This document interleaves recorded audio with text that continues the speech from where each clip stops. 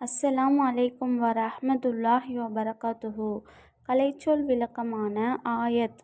ஆயத் என்பதற்கு முழுமையான விளக்கத்தை தான் நம்ம இங்கே பார்க்க போகிறோம் இன்ஷா அல்லாஹ். ஆயத் என்ற வார்த்தைக்கு பல அர்த்தங்கள் உள்ளன. இது குறிப்பாக திருக்குர்ஆனில் உள்ள ஒரு வசனத்தை குறிக்குது. திருக்குர்ஆனில் 6666 வசனங்கள் உள்ளது. அவை ஒவ்வொன்றும் ஆயத் என அழைக்கப்படுகிறது. அதன் பன்மை ப்ளூரல் ஆயாத் எனப்படும்.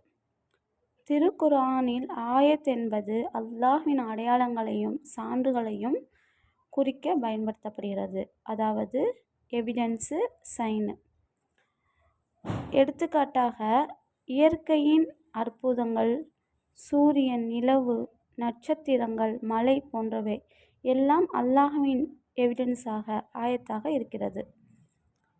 இதில் மிராக்கள் என்னென்னா, சில இடங்களில் ஆயத் என்பது மெய்யான அற்புதங்களையும் குறிக்கும். எடுத்துக்காட்டாக மூசா நபியின் கோல் கடலை பிரித்தது, ஈசா நபி இறந்தவர்களை உயிர்ப்பித்தது போன்றவை ஆயாத் என அழைக்கப்படுகிறது. திருக்குர்ஆனில் உள்ள ஒவ்வொரு வசனமும் ஆயத் என அழைக்கப்படுகிறது.